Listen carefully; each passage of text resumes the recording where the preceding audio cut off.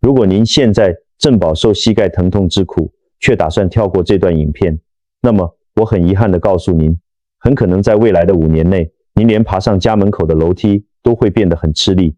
各位乡亲长辈大家好，我是林医师。很多人以为膝盖痛、关节磨损就是因为老了，这其实是一个极大的误解。真正让您的关节快速退化的，往往不是身份证上的出生年月日，而是您每天吃进去的营养。您可能吃对了东西，却选错了时间，或是错误地搭配了食物。我们来打个比方，您的膝盖软骨就像是一层厚实的缓冲垫，而血液就像是运送修补材料的货车。如果您的血液循环不好，血管就像是遇到下班尖峰时段大塞车的道路，再好的修补材料也送不到关节里。如果您只是听一半就离开，或是只学到一点皮毛就去操作，您很可能会因为错误的饮食观念，导致膝盖软骨磨损的比原本还要快。请一定要耐心地听到最后，因为接下来我要分享的是能改变您下半辈子行动能力的关键。别忘了订阅我们的频道并开启小铃铛，这样您就能第一时间收到我们最专业的健康建议。我想知道您现在是否正在认真观看这段影片。如果您觉得这段影片对您有帮助，请在留言区输入1；如果觉得还好，请输入0。您的反馈对我们非常重要。接下来我们要深入探讨那些被您忽视的膝盖求救讯号。膝盖的疼痛绝对不是在一夕之间爆发的，它往往是经过了10到15年漫长的饮食错误与慢性发炎累积而成的结果。在台湾，我看到太多的长辈在身体发出警讯时，选择了隐忍，或者是随便买个贴布贴一下。您是否曾经在早上起床时，感觉膝盖僵硬，要稍微活动个几分钟才能走得顺？或者是在市场买菜蹲下去挑水果后，要站起来的那一刻，感觉膝盖两侧酸软无力？这些都是关节正在向您求援的声音。这种发炎是安静且隐蔽的，它就像是家里的木头地板被白蚁默默啃食一样，表面看起来没事，但内部已经千疮百孔。很多人在这一阶段会感到一种莫名的无力感，觉得自己明明吃得很清淡，为什么膝盖还是越来越痛？您可能会看着镜子里的自己，感叹行动力大不如前，甚至开始害怕出远门。这种不安我完全理解。那种看着邻居还能出国旅游，自己却只能待在家里的落寞，是真的让人很心酸。但请先别灰心，这不是因为您做错了什么，而是因为您还没有掌握正确的修复密码。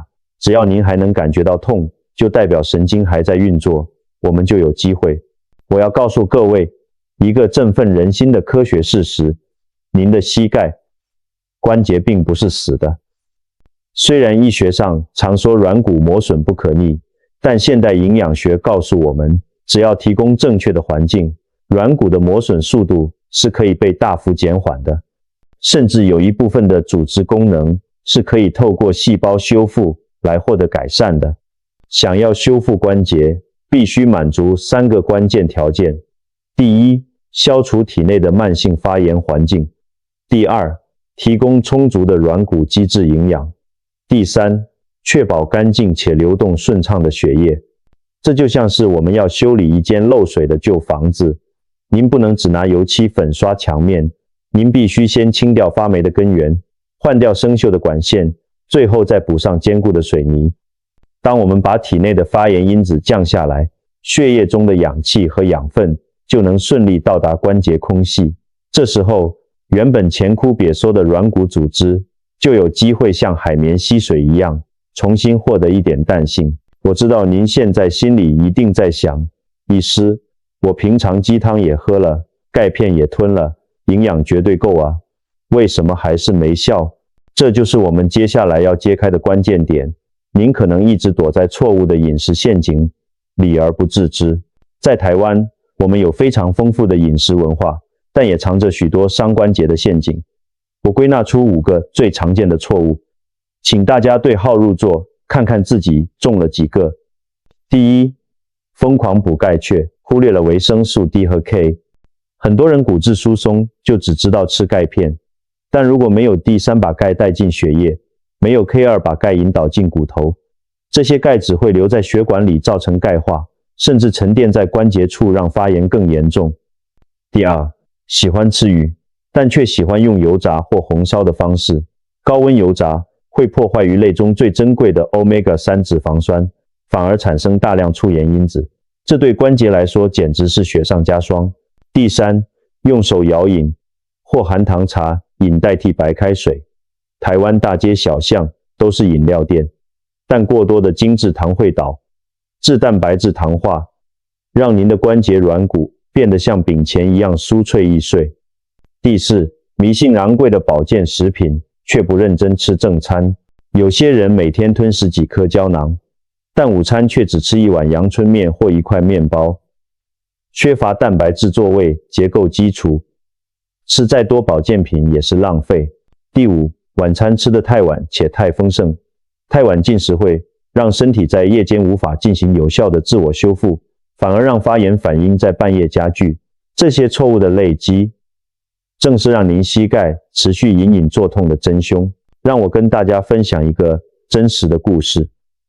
住在高雄的陈国安先生，今年72岁，他曾经是一个非常爱逛菜市场、爱跟朋友去爬寿山的人。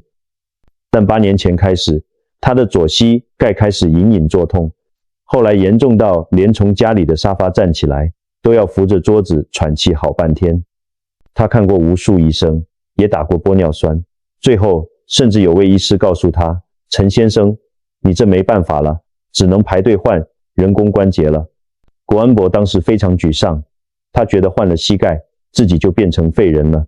后来他来到我的门诊，我仔细看了他的饮食习惯，发现他早餐爱吃稀饭配酱菜，晚餐爱吃烘肉。我对他说了一句让他记到现在的话，国安伯，你这不是痛，是因为你的细胞在闹饥荒。你吃了很多东西，但关节需要的东西你一样都没给。你不是痛到需要动手术，你是吃错了顺序。我没有开强效止痛药给他，而是教他如何调整每一餐。我请他先吃蛋白质跟青菜，最后再吃淀粉，并且每天早起晒太阳10分钟。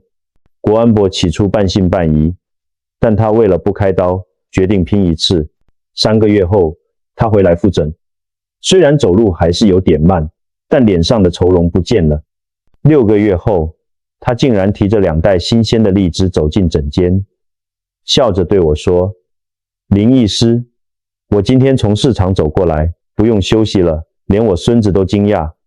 国安伯的故事证明了，只要您愿意改变饮食逻辑，身体的治愈力是会给您回报的。它不需要神药，它只需要对的食物顺序和耐心的等待。我们必须理性的看清现实。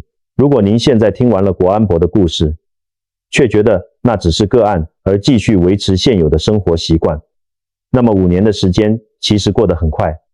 关节的退化是有固定路径的，一开始只是轻微的发炎和红肿，接着软骨会因为缺乏养分而变薄剥落。当缓冲垫消失后，您的骨头与骨头会直接碰撞，产生骨刺。这时候，您的双腿可能会开始出现 O 型腿的变形，导致身体重心偏移。接着您的髋关节、腰椎也会因为代偿作用而跟着出问题。到了那个时候，您可能必须长期依赖止痛药，这对您的肾脏和胃部都是极大的负担。更让人难过的是，社交隔离。因为膝盖痛，您会开始推掉朋友的聚会，婉拒家人的出游邀请，最后您的世界会缩小到只剩下客厅那张旧沙发。